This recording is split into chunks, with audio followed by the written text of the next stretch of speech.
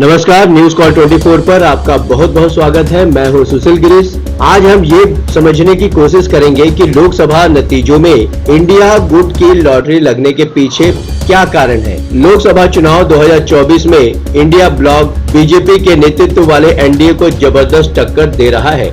NDA ने बहुमत का आंकड़ा तो पार कर लिया है, लेकिन बीजेपी को उत्तर प्रदेश में जोरदार झटका लगा है, जबकि कांग्रेस ने अपने प्रदर्शन में काफी सुधार किया है। लोकसभा चुनाव 2024 के रुझानों में एनडीए को बहुमत हासिल हो चुका है, लेकिन विपक्षी गठबंधन इंडिया ब्लॉक से जबरदस्त टक्कर उन्हें मिल रही है और बीजेपी के अब की बार 400 पार का स्लोगन बेअसर साबित होता नजर आ गया। ममता बनर्जी के दूरी बना लेने और नीतीश कुमार के एनडीए में चले जाने के बाद इंडिया ब्लॉक काफी कमजोर लग रहा था, लेकिन उसका प्रदर्शन उम्मीदों से ज्यादा उम्दा लग रहा है। ऐसा लग रहा है कि मोदी सरकार के प्रति लोगों में जो भी असंतोष रहा, विपक्षी गठबंधन उसे भुनाने में सफल लग रहा है। 2019 के विपरीत विपक्ष इस बार प्रधानमंत्री नरेंद्र मोदी के खिलाफ सत्ता विरोधी लहर को भुनाने में भी कुछ हद तक कामयाब लग रहा है और ये भी लगता है कि राम मंदिर उद्घाटन समारोह को लेकर विपक्षी नेताओं का स्टैंड राजनीतिक तौर पर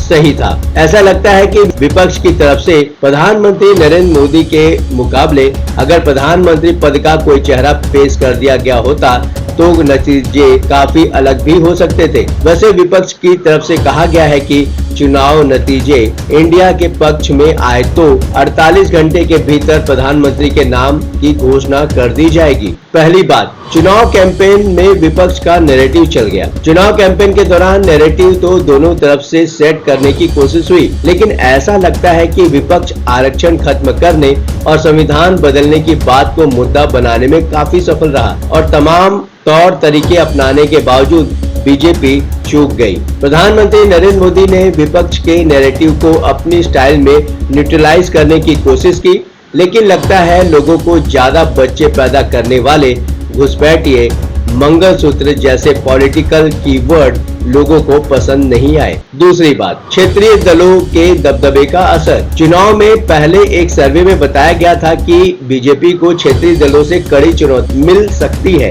और देश भर में ऐसे 200 से ज्यादा सीटें बताई गई थी। रुझानों में भी यही संकेत मिल रहे हैं। क्षेत्रीय दलों में भी सबसे ज्यादा असरदार यूपी में अखिलेश यादव की समाजवादी पार्टी, तमिलनाडु के डीएमके और पश्चिम बंगाल में तृणमूल कांग्रेस नजर आ गई। हाँ, बिहार में तेजस्वी यादव की आरजेडी का प्रदर्शन वैसा नहीं है, लेकिन महाराष्ट्र में उद्धव ठाकरे की सेना मजबूत नजर आ रही है। तीसरी बात, मुस्लिम वोटर इंडिया गठबंधन के साथ है। एग्जिट पोल के नतीजे अब ये साबित हो चुका है कि भले ही रुझानों से नतीजे मेल नहीं खा रहे हैं, लेकिन मुस्लिम वोटों को लेकर सर्वे सही लग रहा है। ये तो साफ साफ लग रहा है कि इंडिया ब्लॉक को सबसे ज्यादा वोट मुस्लिम समुदाय से मिला है। चौथी बात, युवा बदलाव और जल्द नतीजे चाहते थे। एग्जिट पोल में युवाओं का भी खास तौर पर जिक्र आया था। ये पाया गया था कि बीजेपी के ज्यादातर वोटर 35 साल से ज्यादा उम्र वाले हैं, लेकिन युवाओं को दो वर्ग यानी कि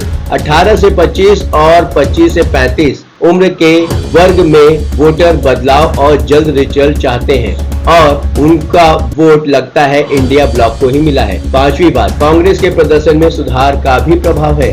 लगता है इस बार कांग्रेस की न्याय स्कीम चल गई। न्याय योजना तो राहुल गांधी ने 2019 में ही लाए थे, लेकिन समझा नहीं पाए। इस बार उसमें कुछ एड ऑन फीचर जोड़कर वो नए तरीके से लोगों को समझाने में कामयाब हो गए और वे काम भी कर गए। राहुल गांधी ने भारत जोड़ो न्याय यात्रा के दौरान कांग्रेस की तरफ से 5 न्याय 25 गारंटी का वादा किया और तभी से पूरे चुनाव कैंपेन में कांग्रेस नेताओं ने इस मुद्दे पर जोर दिया, जिसमें युवा न्याय के तहत पहली नौकरी पक्की और महिला न्याय के तहत महिलाओं के खाते में 1 लाख रुपए का वादा भी असरदार साबित हुआ है। अब देखना ये है कि केंद्र में सरकार किसकी बनती है, भाजपा की या इंडिया की। सरकार जिसकी भी बने, कौन अपने वादे पूरा करता है, कौन देश को आगे निकालने में महत्वपूर्ण योगदान देगा, ये तो समय बताएगा। लेकिन आप अपनी राय से हमें जरूर बता सकते हैं कि आपके विचार क्या हैं। आप कमेंट के माध्यम से अपनी राय हमारे सामने रख सकते हैं।